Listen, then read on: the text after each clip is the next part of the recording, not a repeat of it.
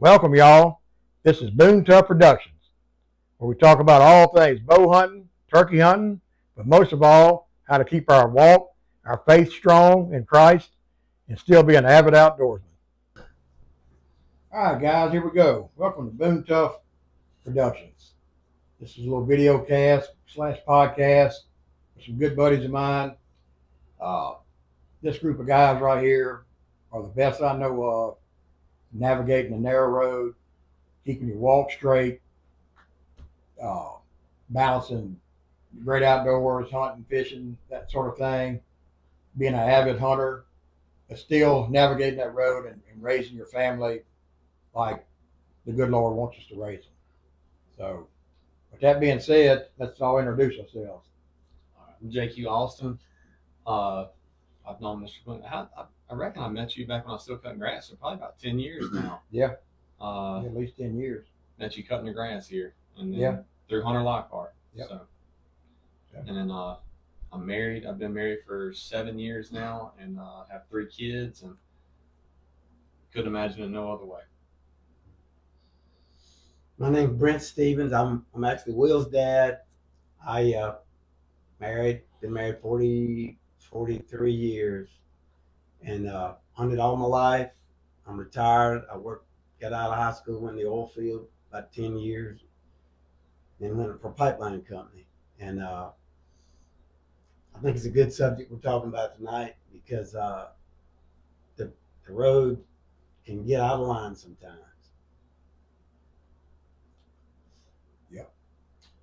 My name is Glenn Peterson. This is mine and my son Lakin over here. Is kind of a little video cast here. We decided to do this a while back and just trying to help people along the path. Say you're a newlywed or a young marriage or a relationship, keeping your marriage strong and still being an avid outdoorsman. That's a tough path sometimes. It gets out of whack on you. We're not experts by no means. None of us are.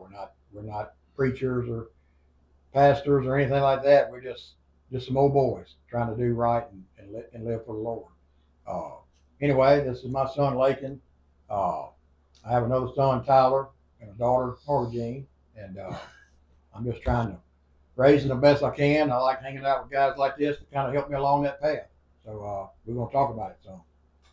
I'm Will Stevens. My dad, Brent. Been married 12 years. Got 5 kids, and navigating that, and 4 of them are little boys. So navigating that, and marriage, and work, and walk with the Lord. It can be a juggling act, especially in the spring. So just try to talk about that today. Yep.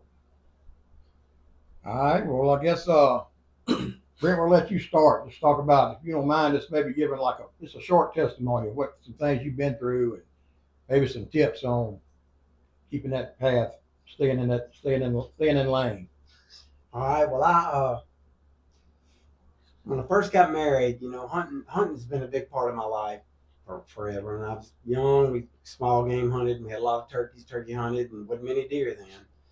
But duck hunted a lot. I duck hunted in the Manchac area, the Marpaw Management area, which was some of the best mallard hunting in the world. And I had some friends that in high school, we went in and we had an old camp on the 16th section of school land. And we went in on the old dummy lines and walked the actual old dummy line railroad tracks that they'd used to pull the cypress trees out and hunted mallards. And it was phenomenal. And it's all gone now. And I really cherish those memories. 2 of the guys, there's 4 of them, 2 of them are dead. And I cherish those memories of being able to do something that not many people ever got to do. And then I kind of, we started getting more deer, and I got into bow hunting and all. But I met my wife, and we got married, and I lived in St. Helena Parish, and where I lived, there was really good hunting right out my back door. And I got 2 kids, a daughter, and Will's my son, and I have a daughter. And for a long time, it was about me. And I went to work for a pipeline company, and I got 2 or 3 weeks a year off, I think it was. And I always took the first week of turkey season.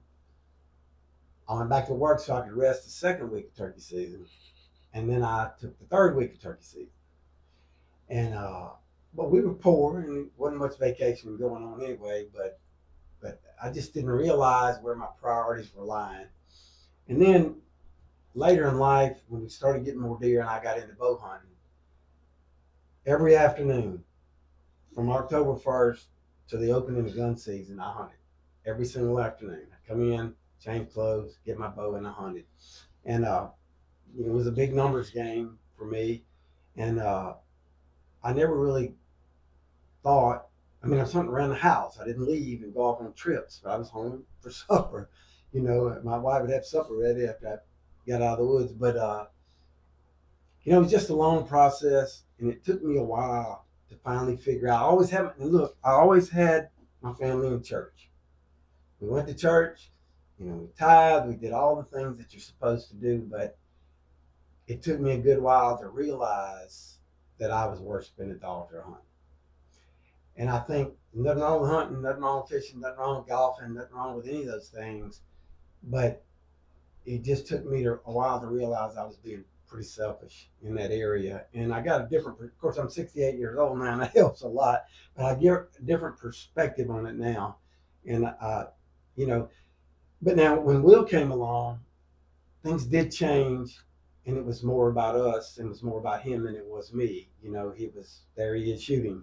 And I let him do most of the killing and all then, but I just realized, and I would like to, if anything comes out of this, I would like to say to you men, young men, that your wife's got a lot of big jobs at your home, and you got kids, and a lot of big jobs that God didn't make you to do, that you're not capable of doing. But your job is to be the spiritual leader of your home. And your kids need to know that. And they need to know that hunting's enjoyable, fishing's enjoyable, but it all comes after your walk with Christ. And your kids need to know that that's my daddy's chair, and that's my daddy's Bible by that chair, and my daddy reads it in the morning when he drinks his coffee. And so, it just took me a long time to get that message. I was a Christian. I think I was doing pretty good, but I finally I had a very undemanding wife. My wife's like, she told me when we got married, all I ask you is don't hunt on Christmas Eve. And my whole life growing up, that was a big hunting day for everybody in our family. For everybody in our family. And but her family gathered Christmas Eve. And I said, well, I can do that. I can have all the rest of them in mind, but I can do that. So, but she wasn't demanding in that area. She's very understanding, but along the way, she pointed to help me realize that it was too much. It was too much. You can do that. You can get, and that's kind of some of the things I want to point out. There's a happy medium with all this. That you can still be an avid hunter and probably still go more than we probably should, but still keep your walk strong. That's right. And so that's important to me, trying to raise my 12-year-old son the same way, and my older son Tyler the same way. I'm proud of him. He goes and brings his kids to church and all that, so that's a good thing. But anyway, what about you, JQ? What you got? I actually had a question for him. Something you said, you had a non-demanding wife, and I just wondered how you navigated that, because I'm blessed to have the wife that I have. She is somebody that doesn't really tell me no when I want to go hunting. And I've wondered if Miss Ann was the same way, and you kind of had to govern yourself, because that's where I struggle with a lot, is I have to self-govern how much is too much. Yeah. Well, she didn't ever give me any power. Like I said, mostly I was hunting right around the house and up in 6th Ward. I didn't go far, but she never ever. We were going to hunt in the morning. She didn't give me any problem about it, and I didn't govern myself. Like I said, I hunted every afternoon in October, and and killed as many deer as I could, because that's what it was about. There was nobody looked at big racks or anything back then. If you killed a big one, you were lucky and you were good, but a deer was a deer. Yeah. And 2 was better. And so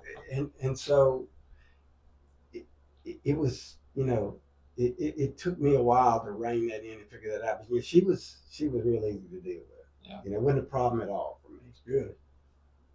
Yeah, I mean, I would say for me, it was, you know, I've always been competitive. I always played ball growing up. And then, of course, when ball's over with, because it ends for everybody, you know, if you're a competitor, you need something, right? Or you want something. And hunting became that for me.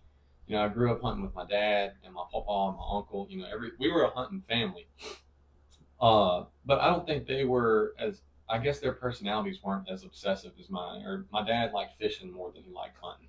So I would say I was probably in college when I got hooked up with my buddy Cody Newsom, which I mean, I grew up hunting with him, but that's when we really became friends. And that's when hunting became sport for me.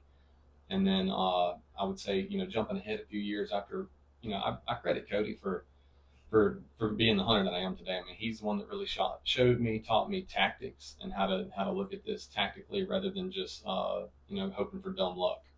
And then you know, of course, when me and Will met in the hospital, I guess that's when hunting kind of shifted for me, sadly, in a good and bad way, from looking at it as I just wanted to kill a big deer to wanting to, like, going towards the numbers game. Because, I mean, the people that I hung out with, which started with him, had killed so much more than I had ever killed. You're just trying to play catch up. I was trying to play catch up. And then, you know, of course, Coach Tim, you know, he's the one that taught me how to turkey hunt. And, you know, nobody in my family did that. So he kind of helped me get obsessed with that side of the game. But, people like him, then I meet you, go to your, you know, log cabin in Mississippi and see all this, and it's just like, all right, this is what I got to do to be at that level. And you know, when you see stuff like that, and you have goals, and you are competitive, it can definitely get out of hand. And like I said, that's why I was asking him about, you know, Miss Ann not being. Becca doesn't tell me no about going hunting, never has, and that's. I know everybody thinks that's such a blessing, but then I have to be the one to tell myself no, Right. which is 10 times harder because I don't want to say no. And I mean, I wouldn't trade that for anything. It just, over the years, I've had to reprioritize. Like, all right, you know, before we got married, I would go on a 2-week hunting trip with some buddies, and then when we got married, it became a 1 week, and then and that's not something she ever asked me to do. But fortunately, you know, I'm stupid in a lot of ways, but I caught on quick. Like, if I want to make this thing work with her and be the man that God called me to be, you got to shift your priorities. And like I said, I think that's really why I wanted to ask you that, because like I said, you start adding all these kids into the mix. He's got 5 and I've got 3, and it just, you know, your time to hunt just starts dwindling on its own. Yeah. Yeah. Well, how about you, Will? What's You know, I was blessed that I 5-6 years old. I had a guide that could do everything but pull the trigger. Yeah. He set me up for that, so I was able to learn, you know, pretty quick the ways to do it, and was blessed that we had a pretty decent turkey population, and we had plenty of deer. No, we didn't have big deer, but same as JQ, you know, just kind of competitive. And I see all these big deer on the wall that my dad and uncles have killed and things. And as I got older, you know, learning about different hunters that are really successful, I kind of began to see a pattern that not all these guys, but a lot of the guys that were the most successful killed the most and the biggest and the best. It came at a really steep price in other chapters in their lives. Right. And I saw that I wanted to be like them in certain areas, but there were other areas that I was like, I don't want my life to look Stay like away that. from that. And just finding that balance, you know. And when it comes to deer, you know, you ain't gonna kill a 170 where they don't have 170. Right. So I think setting realistic goals and being content with, hey, look, this deer, I want to try to kill a mature deer. And if that's a 4-year-old 6 point, This and is that's just what got. you have in your Right. neck of the woods. Yeah.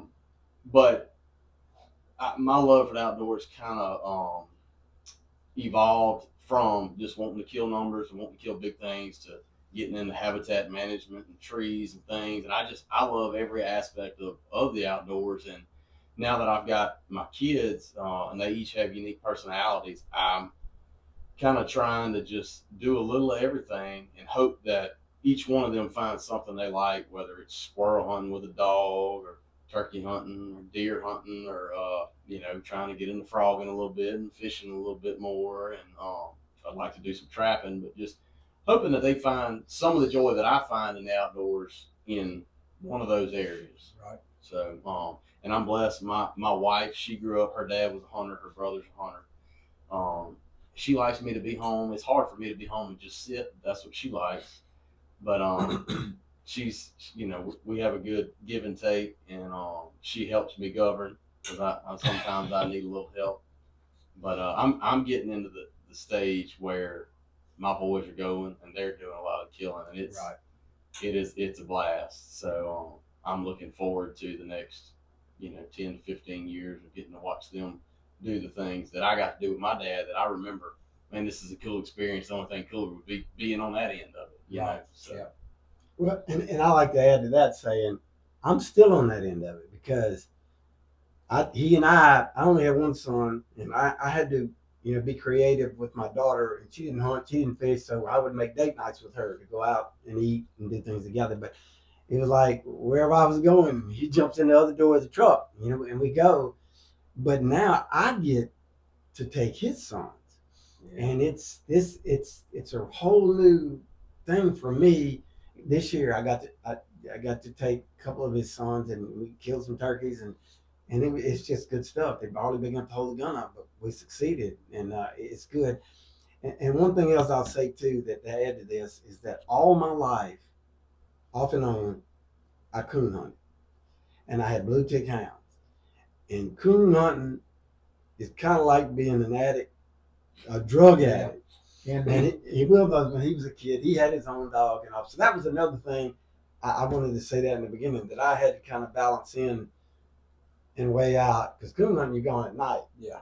And the field trials you're going overnight. Yeah, being married and having kids now, with my home situation, I could not have a night hobby. there's Yeah. no way. It just wouldn't work. I would love to have a pair of coon dogs myself. That's one of my passions. I've always loved it. Mm-hmm. But it just doesn't fit into my family anymore, And I'm kind of the opposite of you guys. I am very selfish at by nature. I just am, and I struggle, finding time to. I take a lot of time away from my family to do my hunting, But I've gotten better with age. I've gotten better. Also, to add what you were saying earlier, now I know when the Holy Spirit speaks to me and tells me, "Hey, today ain't the day. Go, you need to do this, or you got this." That my walk has gotten so much stronger listening to that voice now, and it's made my marriage better. It's made my relationship with my kids better. I'm still pretty selfish, I would probably say, but I do enjoy taking my sons, hunting more than going myself. Now, there's nothing I like better than watching him, shoot a broadhead through a deer or shoot a turkey, in the springtime. But we've had so many good memories of that, and it really makes me appreciate my dad for bringing me and all the sacrifices he made, which until recently, I never really thought about that too much, But man, we are all blessed to have some good dads, to bring us and keep us in the outdoors and all. But anyway, with all that being said, why don't you guys? Y'all had a pretty good experience this spring with during turkey season. One of your sons. Youth weekend. Yeah. Both of my oldest boys that are old enough to hunt, they each killed opening morning, and my nephew killed, which was I saw that picture. kind of a miraculous happening. But we have turkeys, we don't have that many, and then the fact that all those stars aligned was pretty profound. But my 6-year-old had killed one in Mississippi, and my 8-year-old had killed one the year before, but it was his turn, so I took him. And my 6-year-old, he wanted to go, so he went with Papa, and I'll let him. So they went. Papa kind of knew where some turkeys ought to be. And he wanted to Historical shoot spot Papa's where- gun. Yeah, a historical spot where if they were there, he knew where they would be and how they would act. So Deacon, my 6-year-old, went with Dad, and I'll let him tell that story. But Yeah, he's not a real big guy yet, and we went back. I knew where the turkeys were, and I think he had missed one with a he killed one and missed one. with a 12 gauge because he's killed a pile of squirrels with it. And Mhm. about knocks him down, but he kills them. but he decided he wanted to shoot Papa's turkey gun, so he can do it, no problem. So I took him back there, and we got set up, and turkey pitched down. It was 3 long beards, and I called to them. Here they come, and I told them, I said, one with the colorful head there, and once all blowed up, that's one we're gonna shoot now. And I said, I'll tell you when, and So I said, get ready. And he had the gun up, and there's a good bit of movement there. And I'm thinking, well, we're going to do the best we can. I took the safety off, and I told him, when he got up there close, and I put it to him and got him out of his strut and told him shoot him, and he shot him. And of course, the other two went up like helicopters, and he just kind of put his head down and started running. So I knew he'd hit him. I said, well, ain't nothing to do but run him down. Uh-oh. And so I just jumped up and run across the field, pretty good ways, and I finally got my hand around his neck. And I looked up. Y'all had a rodeo. He was coming behind me. Is it a big one? I said, yeah, it's a big one. And Later that morning, Deacon demonstrated Yeah. his belly flopping. Oh, yeah? 2 or 3 times. Yeah. Thank They God said, for I all should the have videoed munchies. that one. Yeah. Yeah. Show us what Papa did. He showed him how I had to run the turkey down. But it was pretty cool because he killed it pretty early, and then I text Will a picture, and then Will texted me a picture that he was in another parish that Ames had just killed Oh, one. wow. But Yeah. it, you know, having 2 sons, especially the older ones, and at this point, Deacon killed right at Fly Down. Now, Deacon has killed 2 and missed 1, and Ames had to kill 1, and that's little brother. Yeah. So now the pressure's Pressure. on me. I'm like, we got to make something happen. Yeah. And we went to a field where he had killed his first turkey 2 years before, and that was a real cool hunt where Dad and Deacon were with us watching us, and turkey did just like he should, run into the decoys, and Ames killed him. So we're there where we've had a bunch of memories, and we don't hear anything at daylight. I didn't know if there was a turkey there or not. I knew there should be, but so we don't hear anything. We kind of give it a little while. It gets to be after Fly Down. We start getting turkey pictures from Dad. Oh, man, we got to go check another spot. So we start walking out the field. And there's cows in the field. And then through the cows on the other end of the field, as we're walking to the truck across this wide open field, I see turkeys. Oh, gosh. So we hit the ground. And I throw up my binoculars and look, and I can tell that they're male turkeys. And I'm like, well, at this point, that's all we're looking for. That's good. In Louisiana, kids can kill a jay. So we hit the ground, and fortunately the cows moved between us and the turkeys, and we used the cows to run back to the wood line and then run toward the turkeys down the wood line, set up, call one time, and here they come. And I think it was 3 bull jakes, and they came in just perfect gobbling. They weren't strutting or anything, and at this point I'm just all this pressure. Deacon's done killed 2. You already know at this point he's done killed one. Oh yeah, Yeah. yeah, and he killed one in Mississippi the week before. Oh, So Ames okay. is, he is not, and Deacon's a little more eat up with it than Ames, so it gets under his skin though. So I'm really rooting and just praying that this all works out. Need some blood. And it was one of these old cow fields where the hedges are grown over, so there's no tree to set up. So we just Indian style, and he's sitting in my lap, and he's got that gun going between an old gate, and I'm just like, oh, this is gonna be. The stars are gonna have to align. And anyway, they waltzed right up there, and well, he cut him down. I know he was excited, but I was so relieved. We ran out there and got him, and took pictures, and we went and ate at the local breakfast joint, and we're just celebrating. We went back to the house and took pictures and just saying how this couldn't be any better. And about that time, my brother-in-law called and said my 12-year-old nephew had killed a big longbeard. Yep. So Oh, he said, wow. we got to Yeah. redo all the pictures. Y'all come over here. Let's take a Epic picture morning of all there. 3 of them. I So, saw that picture. That's pretty All cool. the family. It was. Yeah. I said we will never do this again. yeah, we Because used like I up. said, we were in a couple different parishes. We weren't. You think somebody's like, all the boys killed one. Y'all must have shot up in a big drove of them. No, we were in different places. We shot in used different up droves. 5 years Yeah. worth of luck on that Yeah. one. Yeah. There you go. Yeah. Nothing wrong with that, man. Take it. That's some blessings right there, I tell you. Yeah, that's pretty cool.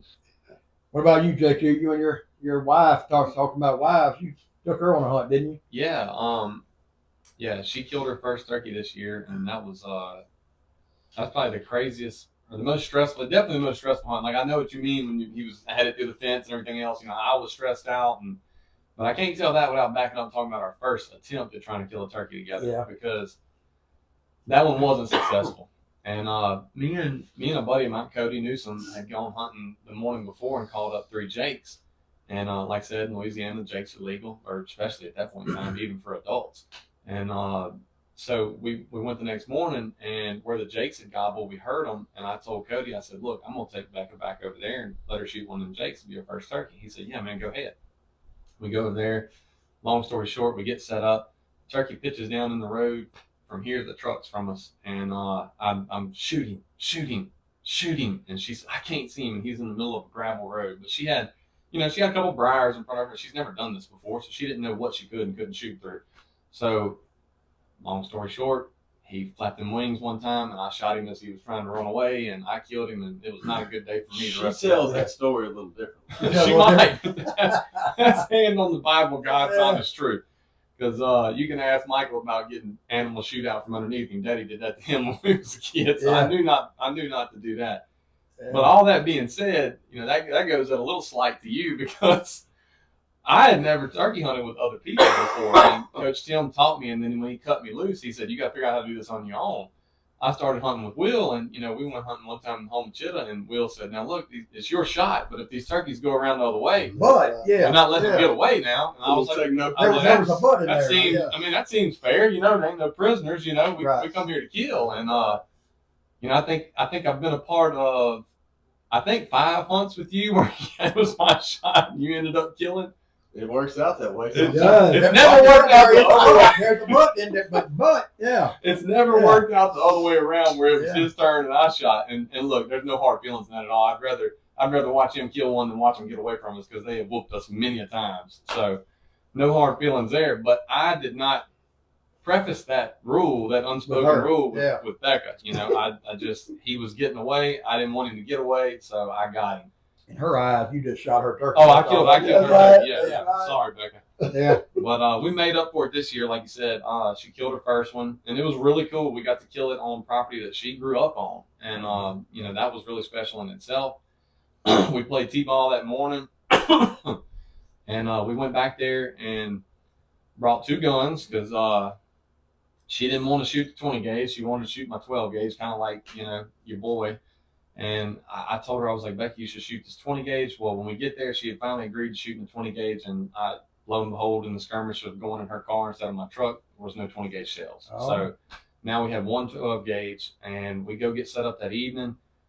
I've got a blind, I've got, you know, a pop-up tent blind in front of us, a chair. Like I got a hen decoy. I'm trying to do everything I can to make this Make it happen. make this work for her. Because it's something she's wanted to do for a long time. And look, let me say this too. I've drug her around the Homachita before too on opening morning, fighting the crowds and everything else. And she's a trooper. I'm surprised she went back. Me too. Yeah. So when we crawled out to the edge of this field, I saw turkeys, and I told her to hit the deck. We set all this stuff up, and I told her, I said, look, they're over there. We're going to call one time, and then we're done. We're just going to see if they come to us. And next thing I know, I see a big fan popping over the rise in the field, and I told her, I said, all right, he's coming. And then, long story short, again, ends up being 3. I figured 2 Jakes and 1 Longbeard, you know, 1 strutter. So I told her, I said, watch the one with the full fan. Keep your eyes on him. That's the one you're going to kill. As they're coming to us, I'm looking with binoculars, and I'm like, all right, it's 3 Longbeards. Kill the first one you can kill. The turkeys come towards us, and instead of coming to the left in the opening of the road with the decoy, of course, they go right, and there's a box stand, and then there's some pines that have been burned to our right. And as they're making their way around us, that is when I almost had a heart seizure, and the anxiety went to an all-time high, because as one turkey walked by at 20 yards, I'm telling her, kill him. And our heads, I guess, are probably 2 feet apart. So what I can see clear as day, she can't see at all. And I'm not understanding why she's not shooting this turkey. I'm freaking out. I'm, whisper yelling at her, shoot him, kill him. I can't see him, JQ. And turkey number 1 goes by. I said, aim. And I'm just thinking, if I could get her to aim at the box stand and shoot, she would kill one. Just shoot up amongst them, right? Yeah. Second turkey's coming, and I'm telling her, Becca, second turkey's right there. He's going to walk underneath that box stand. Just shoot at the ladder. Second turkey goes by, and my heart has been sunk, because now they're in plain sight of us, and then all we have left is the third turkey. The third turkey comes by, and about that time, the other 2 turkeys are 15 yards from us staring at us, and I'm looking at them. There's no blind in between us, and I'm like, this is over. And the third turkey comes through, and I told her, I said, Becca, if you're going to kill him, you got to kill him right now. She shoots. The gun knocks her into me. She pops up. She says, I missed, and she's throwing me the gun, and I'm like, what? Shoot again. I try to hand her a gun back. She said, no, you shoot. I pick the gun up, and I see one about, he done made it to the wood line. He's 40 yards away. I shoot. He falls over. Well, there's still another one standing. And I'm this whole time thinking she missed. And I hand her the gun back, and I start fighting, purring, and that turkey is over the top of my turkey. And again, here we are. panicking, telling her to just shoot at mine, flopping. The other one's standing right there by it. She's yelling at me. She can't see. I mean, it almost took 3 divorces to kill these turkeys. We ended up, the last turkey gets away, thank God. And we're sitting there, and I look underneath the box stand, and I'm trying to figure out what I'm going to do to get home and sleep in my bed tonight. Because now I killed twice, and she hasn't killed. Yeah. And as I'm sitting there, and we got all this on GoPro audio. You can't see anything, but you can hear the whole conversation. And I'm sitting there thinking in my head, what am I going to say to her? You know, how am I got to convince her that the turkey I killed is the one that she killed. You know, I'm thinking all kind of stuff. And I look over there at the box stand, and I see a fan just flop up in the wind. And I was doing a cheat tactic that I learned from my buddy Will. I had one TSS in, and I had 2 leads backing it up, so we didn't waste any money. And what happened is she hit the first turkey with the TSS and just knocked the flop out of him. He went underneath the bahia grass, and he was done. And then I killed the other one after that. And then it took me a few minutes to figure all that out in my mind with all the anxiety and adrenaline rush. And I told her she killed that turkey, and she said, "You're lying to me." I said, "No, you shot at the box stand. That's yours." Yeah. And it was really cool. Her only regret is that she wishes she would have known that she killed her turkey when she pulled the trigger. But she had a lot of gun and a big old TSS whammy shell that hit her in the shoulder, and it knocked her down. And look, she was fired up. We got to share that with her whole family. Yeah. And then, like I said, we FaceTimed all our close people and told them, and it was a really, really special moment. Yeah. So it made up for all the prior. Yeah. Made up for the one you shot out from under. Exactly. Yeah. And that's both really big turkeys. That was some big fine turkeys. Not that matters at all. I mean, it's boy turkeys, but they were monsters, and she was tickled to death. I was tickled to death for her. I mean, it was honestly the best hunt of my life. I can't say it was the craziest hunt of my life because I had that with Michael this year, but it was amazing. Yeah, we had Lakin and I, we were on a struggle bus trying to get him a turkey during the youth hunt. I got a funny story about him. We had got him a new gun this year, bought him a nice automatic 20 gauge. He's been hunting with a little Mossberg pump, a little youth model for years. He's killed several turkeys with it. He kills a couple every year for the last 3 or 4 years. He wanted him a new gun, and I bought him one. We bought it's a turkey gun, dedicated turkey gun. It's a retail, I think. Put him a red dot on it and all that. Sighted in, shoots great. And so I don't know if it was opening morning or not. I think it was opening morning of the youth season. We were in Mississippi and got on some turkeys early that morning. Couldn't do nothing with them. Went to another spot and just got out, kind of prospecting, trying to find a turkey. And we go to this one spot, we get out of the truck. We didn't walk no way. As a matter of fact, I look back and still see the truck. And I cut one time on a call, and turkeys gobbling in the road. We're walking down about 200 yards, and there's a food plot up there, and they were in it. And it sounded like a couple of them. I said, good, right, turn around, I can still see the truck. So we got to make some ground to get away from the truck where they can't see it. So we go around the curve, and I tell him, I said, look, go up there and sit on that big pine tree right up there on the right. But you see that pine tree on the left right there? If they get there, that's shotgun range. You can kill them. Yes, sir. So he scoots up there, and he's quiet. He did great. Went and sat down. He got his gun up on his knee. And I saw he got ready. I went to calling at them, and here they come. It was 3 long beards, 4 or 5 hens, and a couple of jakes. And here they go. I videoed it with my phone, actually. They come around there, and they come up there, and they strutted and gobbled. And I made them gobble a couple times. And I'm thinking, right, he's not shooting. He can kill one of them turkeys, They get up there and this and that. Finally, they walked off. They went down the big hole, went off, and I couldn't get them to come back, of course. Like, son, why didn't you shoot one? He said, you said they had to be on this side of that pine tree. The pine tree was about 30 steps from him. They were on the back side of it. And I said, I guess I didn't clear. I was my bad, son. Hey, kudos to him because he listened to me for once. Yeah. But I'm like, what a blessing. Yeah. Yeah. So anyway, they got off, and then we struggled after that. We just couldn't get one in shotgun range, And Just one. Yeah, so we had another hunt where and it was my fault. I talked him into shooting. We had food with a turkey all morning long. I mean, he was a booger too, big old fine turkey. We food with him all morning. And strange thing about it, he didn't have any hens with him. There was another turkey that had the hens with him. but he was just kind of a loner. But he was a big fine turkey. I put my eyes on him a couple times. He just wouldn't come to a call, and so we went back in there about noon. We went and got something to eat. I said, maybe we come back about noon and maybe crank it back up again. Sure enough, we walked in there. We went way around where it was at, on the back side. First call I made, he gobbled.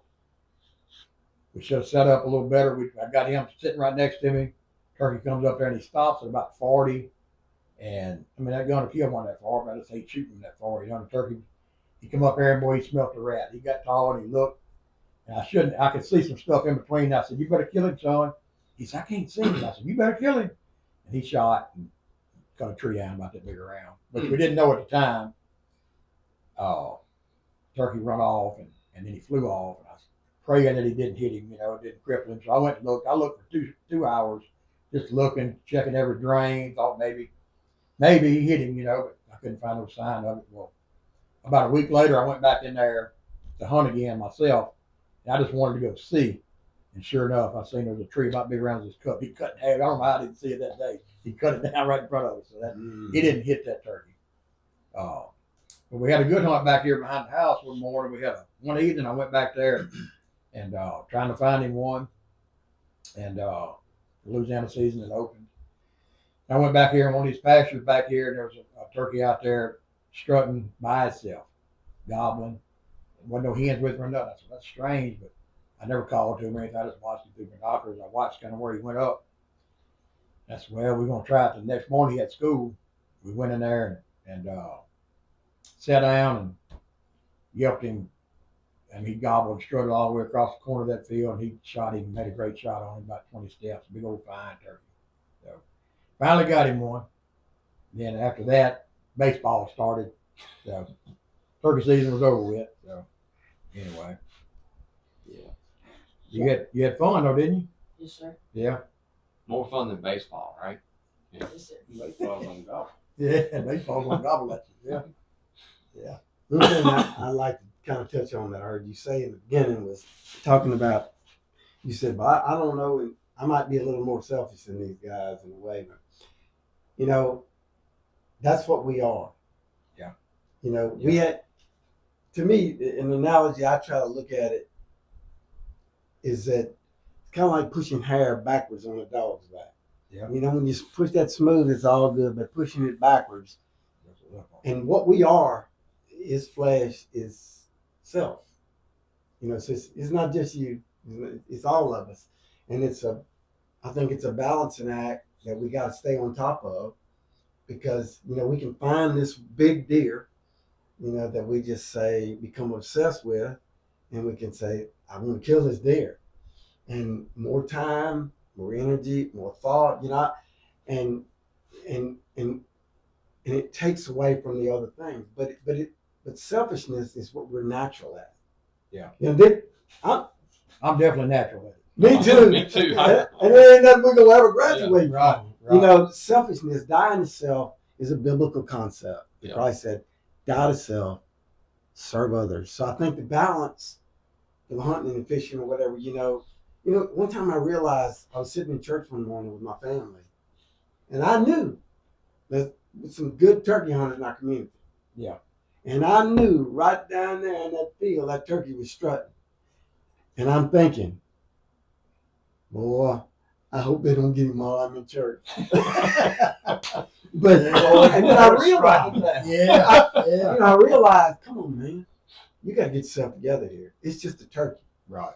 Your faith, your family, it's got to. But It's got to come first. it's got to come first. Yeah. And it's not a battle that you're gonna ever win. Like I Right. said, because you might feel like you're doing pretty good with it, and then you pick up this great big deer in velvet, Yeah. and you say, here starts the journey. These dang cell cameras. Yeah. Yeah.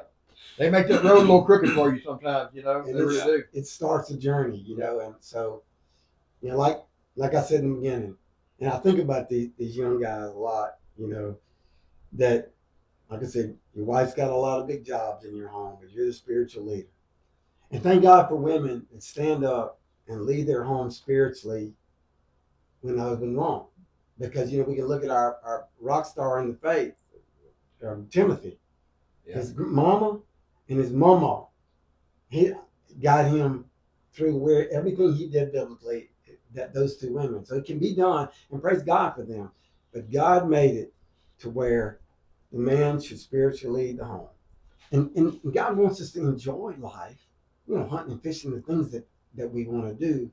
But I think that just to make that balance, it just takes work. And it takes it till they close your casket. I don't think you ever get past it. Well, and as men, we think, oh, we're going to teach our sons how to be men. We're going to teach them how to hunt and how to do this, how to do that. And that does kind of come naturally. That's something we'll teach them how to work, all those things. But one thing he did a really good job of, I vividly remember, he had a stick shift Toyota, and every time we come up out of that driveway, he'd rock back a little bit, and he'd pause, and be, an hour before daylight, and we'd say a prayer before we went into the woods.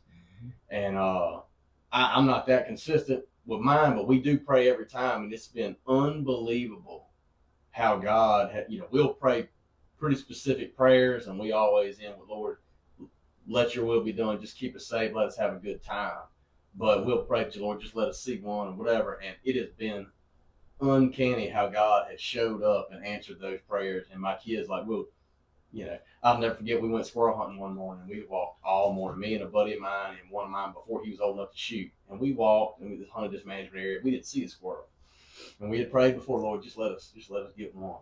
And we were getting back in the truck in the parking lot, and one jumped out of a tree right there, and we threw up and shot him. God answered our prayer. Hey, God do it. God's good all the time, Dad. Yeah. So I think making a point to incorporate prayer and just acknowledging God's provision, and not being scared to ask Him, for a blessing, but letting Him know your will be done, Lord.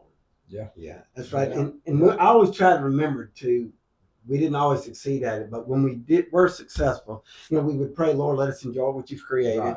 Yeah. And when we were successful, we were elated, but it take time to stand over the animal that He created and made and gave us, and thank you. Yeah. We'll be up there not doing that. We do most of the time, but sometimes you get caught up in the moment and you just kind of forget about that end of it. But yeah, it's look, I've had so many answered prayers in my hunting career. Hunting, one of them was with him at his very first deer, which was right back here. It was on a youth hunt. He had his rifle, and we're sitting out in the middle of a wide open pasture. And he was a little bitty squirt, and had his little rifle, had it on some shooting sticks there. And I remember praying this exact prayer: Lord, just send us a spike. What we will shoot whatever, because he was antsy. He was wanting to kill one. I didn't get that prayer out of my head good. Here come a cow horse walking across. Look at him. Just he's looking for somebody to shoot him, it looked like to me. And he lined up on him just as good as ever, and I kind of helped him with his gun a little bit. How old were you? Like 5. He's about 5 or 6 years old. He's a little bitty squirt, And I helped, but he did most of it by himself. Shot him. You couldn't hit him. You couldn't draw a picture, hit it no better. And I walked over, and I remember looking with big old tears in my eyes. I was like, thank you. Answered prayer, 100%. No questions about it, it's important to do that with your family, no doubt. We try to pray before we, playing a lot of baseball now, this travel baseball, which can be the devil itself sometimes. It keeps you away from church, there's a lot of things, but we do love it, and he loves it. He's a good ball player, so we enjoyed it. But we pray before each game, but anyway, it's important, no doubt about it.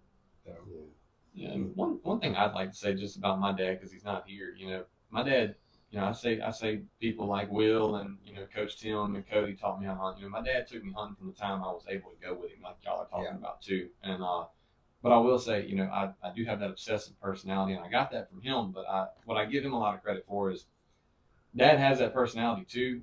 But one thing from as long as I can remember, all that shifted towards his walk with Christ. Right. So, when I met people that were really, really focused on hunting, and they were great Christian people, I'm not, not saying anything about that, but my dad has just never cared about nothing but serving the Lord and serving men and bringing men closer to God more than he cared about that a lot more than he cared about hunting. 100% he does. And, with that, he he showed me so many things. Like I wanted to share a story about. He took me to a men's conference one time. He's talking about, I think of Mr. Brent's story all the time, or his testimony, that is, and where he talks about worshiping at the the altar of hunting. We went and we listened to a man from Alabama speak, and it's been profound. It's stuck with me ever since. And this ain't a hunting story with my dad, but it goes with hunting, because the guy preaching was talking about when somebody died and he had to speak at a funeral, and he had nothing to say about the guy because he didn't know Christ and he didn't live for Christ and he wasn't a friend of Jesus while he was on this earth. And he said that was the saddest thing he ever had to do, was preach those types of funerals. Right. And what he said that stuck with me was, that year that you're born, the dash in the middle, and then whenever the year that you die, that's on your tombstone. The dash is all about not how much did he love the LSU Tigers, not how many deer, how many turkeys did he kill, but how many people did you bring to Christ, and how did you emulate Christ? Like you said, did you die to self every day, like Galatians 2:20 says, and did you manifest Christ to the world around you? And I feel like my dad did that my whole life, whether we were hunting or playing ball or whatever it was. And like, I know this is about hunting, but it's about raising kids too. Yeah. And I think we had a good balance of all the fun stuff, but Right. Priorities were priorities in our house. Sure. And Yep. I feel like that's what this is supposed to be about. And that's what this conversation that I wanted to have with you guys. I couldn't think of anybody better to have it with, because I know all your background, and what you've been through and all. Is, like I said in the beginning, this navigating this road of being a good steward of the Lord's word, and also being a good avid hunter also at the same time. You can do both. That's right. You can do both. Yeah. But you gotta have it right. It's You tough. gotta put Like I him said, first, And I feel like out of everybody here, I'm the least experienced hunter. But like, when you get around people that are above your class, you want to play up to them, Right. And it's very easy for me, we're talking about, you said you were selfish. Well, I don't know what the word is or for it is, but when I get around people like y'all, I want to end up like this one day, and you have to catch yourself and make yourself realize, like, this ain't what it's all about. Exactly. And it's easy to get wrapped up in, I want to kill as many turkeys as Will, or I want to kill as big a deer with my bow as Mr. Glenn kills. And I think that is the preacher's whole point is on your tombstone, all you wanted to say is J.Q. Austin, he knew Jesus. Exactly. And he loved him with all of his heart. Yeah. And I think it's easy to get caught up in our hobbies and our what we're passionate about, and forget about what's really important. But because a lot of them deer we all got mounted, they're gonna wind up somebody's yard. Oh, they're gonna be at somebody's yard sale. Exactly. Yeah. They're gonna be at Bass Pro Shop or in Yeah. somebody's yard sale, and no matter how much money you got in the bank, no matter how much good your health is, no matter, it's all gonna go away.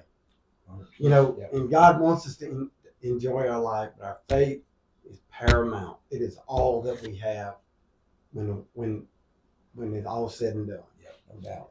That's what I told somebody just a couple of weeks ago. When I die, I want people to stand over me and say, you know what, old Glenn there, man, he was a good daddy, kept his family in the faith, tried his best he could on that. And oh, by the way, he knew how to get the drop on an old turkey and a deer too, But I want that to be last. Yeah. So I want the other thing. I want my walk to be first, then my fatherhood, and then maybe hunting or your work or whatever after that. All that comes separate. We do love to hunt. This is, this podcast is and video cast here is about, raising kids in the outdoors and being woody people. That's what we do. That's our passion, but it's not our main passion. That's right. So anyway, I guess we'll end it here, guys. I sure appreciate y'all coming. And like I said, I couldn't think of any better fathers than you guys. It's been a blessing to me to meet y'all and get to know y'all through the years and be friends with you. And like I said, I sure enjoy talking to you guys. We talk on the phone. We talk about hunting, raising kids, but there's never a cuss word. We don't talk about things we shouldn't talk about, the gossip train and all that. We talk about the outdoors and our walk, and work, of course. But anyway, son, Lincoln, this is it's important for young men to understand also while we're talking about this stuff. Who you hang out with is a big thing. Mm-hmm. You know, Definitely. you hang out with the wrong crowd, like the old saying, you run with dogs, you're gonna get fleas. You know, it's really, really important. And I learned it the hard way growing up. It's all about who you hang out with. You hang out with good Christian, strong faith men, it helps your walk also. Yeah. So I just want you to remember that, bud. And when you listen, maybe you can not make some of the mistakes Oh, that yeah. we did. Exactly. And that, like I say, that is the benefit to having older friends in your life and people that are, just a step above you and 2-3 steps above you, is because you can cheat off of them and get all the answers to the test and then skip a lot of that heartache. Skip a lot of that. Yeah. What he was saying, if you got buddies who they're lying to their wives, go hunting more or whatever, you're going to kind of think, well, that's acceptable. Right. And it ain't. And when you start getting around the right kind of people who you see that they're saying, man, I hate to miss this cold front, but I promised her we'd go do this. You man of your word. And then when you're that way, when it's your time to go, she's not going to bother you. Yeah. So it's give and take, and honoring the Lord, honoring the gifts He's given you, and giving you a family, because some people don't get that That's blessing. right. That's right. And one thing too, I know you're a far cry from getting married and having a wife and all that, and just enjoy while you're young. Hopefully no time soon. Yeah. But best piece of marriage advice I ever got, my uncle's a lifelong marriage pastor, counselor, all that good stuff. And he's always taught me this, and I love him so much, and he's given me so much wisdom over the years. But he says, my wife's name is Becca. So he says, JQ, Becca can't live with JQ. JQ's prideful, he's selfish, he's arrogant, he's hard to deal with, he's hard-headed, all these negative things. But he said, son, Becca can live with Christ. So if you wake up every morning and look at that mirror and die to self, like Galatians tells us to, and you emulate Christ, she can live with him, but she can't live with JQ. So it's a good reminder that you're not a very good person, but Christ is perfect. So if you have enough of him inside of you, when life squeezes you, Christ will come out instead of you coming out. That's right. So That's right. Thanks again, guys. I sure enjoyed it. Thank you. Sir, thanks for that. Hi, bud. Mhm. Thank y'all. yep, enjoyed it. See y'all next time. Boone Tough Productions.